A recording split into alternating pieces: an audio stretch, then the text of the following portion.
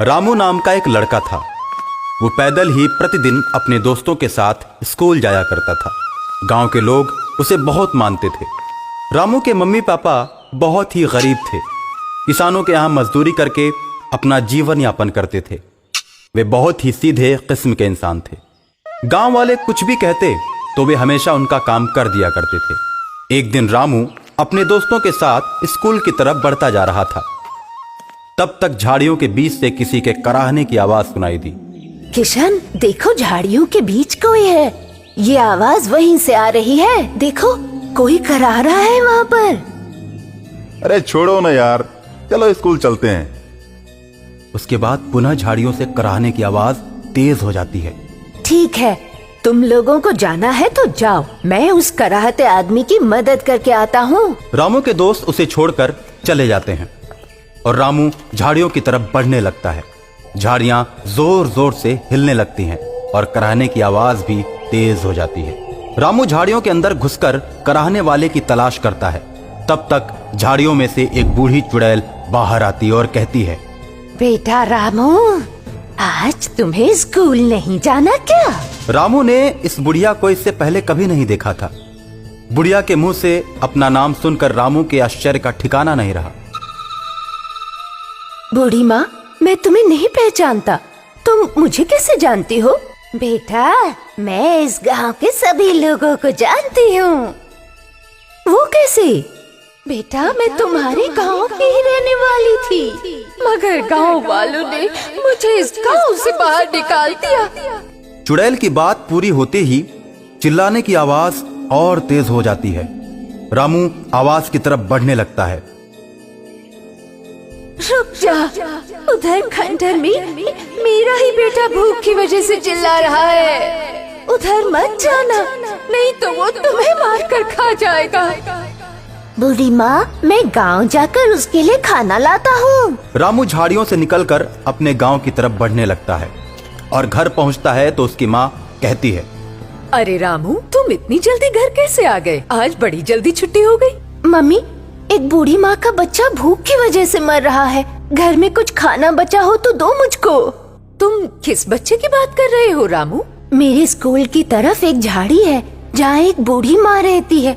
उसी का बच्चा भूख से मर रहा है। माँ, तुम जल्दी से खाना दो, नहीं तो वो मर जाएगा। रामू की मम्मी रामू को ढेर सारी रोटियां बनाकर दे देती हैं और रामू रोटी लेकर झाड़ियों की तरफ चल देता है। लेकिन ये क्या, वो बूढ़ी माँ वहां से गायब हो चुकी है। रामू रोटी लेकर उस बुढ़िया की तलाश करने लगता है। तब तक काफी दूर फिर से वैसी ही रोने की आवाज आने लगती है। रामू झाड़ियों से बाहर निकलकर इस आवाज की तरफ बढ़ने लगता है। कुछ दूर जाने पर उसे एक खंडहर दिखाई देता है। वो रोने की आवाज उसी खंडहर से आ रही होती है। खंडहर के नजदीक जाने पर उसे ऐसा महसूस होता है कि खंडहर में एक नहीं बल्कि बहुत सारे बच्चे रो रहे हैं। बहादुर रामू हाथ में रोटी लिए खंडहर के पास पहुंचता है। वहां एक बड़ा सा दानव उसे दिखाई पड़ता है। दानव रामू से बोलता है, इधर कहाँ आ रहे हो बच्चे? अच्छा, तो तुमने ही बच्चों को कैद करके रखा है। मुझे इस खंडहर से बच्चों के रोने की आवाजें सुनाई दे रही हैं।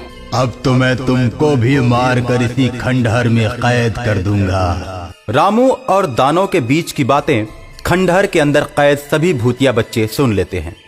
दानव, तुम मेरा रास्ता छोड़ दो। मैं बच्चों को खिलाने के लिए रोटी लाया हूँ। बच्चे भूख की वजह से रो रहे हैं। मैं उन्हें खिला के चला जाऊंगा।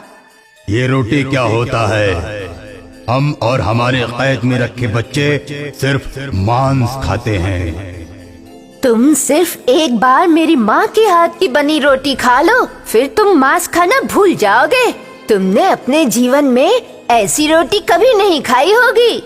मुझे देखते ही अच्छे अच्छों के पसीने छूट जाते हैं, लेकिन तू तो बड़ा ही ढीठ बच्चा है और प्यारा भी है। तुझे देखकर मुझे दया आ रही है। अब तो मुझे भी रोटियां खाने का मन कर रहा है। रामू दानव की बात को सुनकर खुश होता है।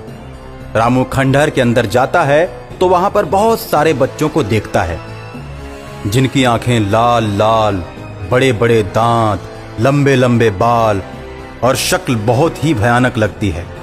राजू को देखकर बच्चे और जोर जोर से रोने लगते हैं। रामू को मारकर खाने के लिए घेर लेते हैं। मैं तुम्हारे लिए रोटी लाया हूँ। देखो, मैं तुम लोगों का दोस्त हूँ, मुझे दुश्मन की तरह मत देखो। ऐसा कहकर रामू सभी लड़कों में रोटियां बांट देता है। दानव और खंडहर में कैद सभी बच्चे रोटी खाने लगते हैं। रोटी का स्वाद उन्हें बहुत ही अच्छा लगता है। आज से तुम हम सभी के दोस्त हुए। अब हमें रोज ही ऐसी रोटियां ला कर देना। मेरे मम्मी पापा बहुत ही गरीब है। मेरे घर में इतना आटा नहीं है कि मैं रोज तुम्हें रोटियां खिलाऊंगा। हाँ, एक बात है, जब भी मेरे घर में भरपूर आटा होगा तो मैं तुम लोगों के लिए माँ के हाथ की रोटी जरूर बनवा कर खिलाऊंगा। इसमें कौन सी बड़ी बात है, आज ही मैं तुम्हें अमीर बना देता हूँ। इतना कहकर दानव सोने के सिक्कों से भरा एक बड़ा सा थैला रामू को देता है और कहता है, तुम इसे अपने मम्मी पापा को देना। ये पोटली तुम्हें धनी बना देगी। लेकिन कान खोल कर एक बात सुन लो, मुझे रोटी रोज चाहिए।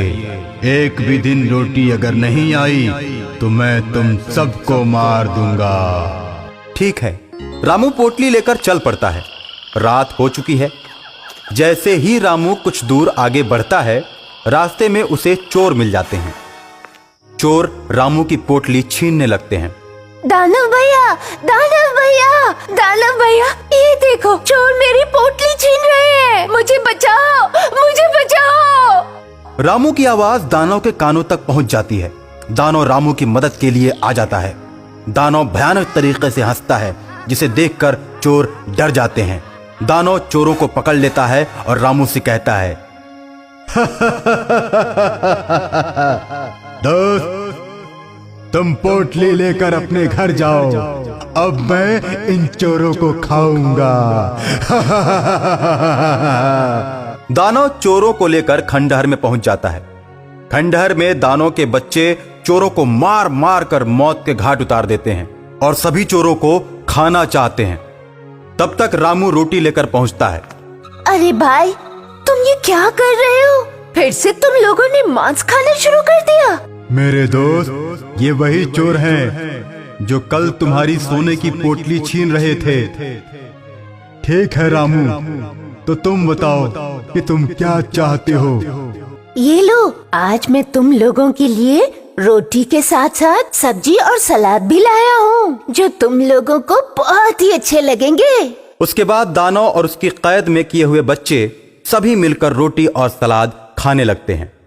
रामू, तुम इतनी रोटियां कैसे लेकर आए?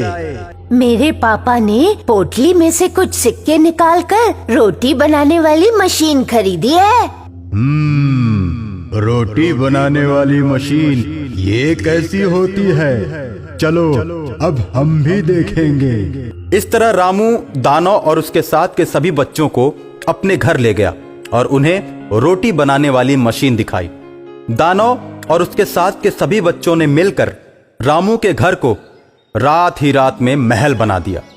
इस तरह महल को देखकर रामू के माता पिता बहुत ही खुश हुए और दानव भी मांस न खाने की शपथ लेते हैं। और इस तरह रामू की दोस्ती ने दानवों को भी शाकाहारी बना दिया।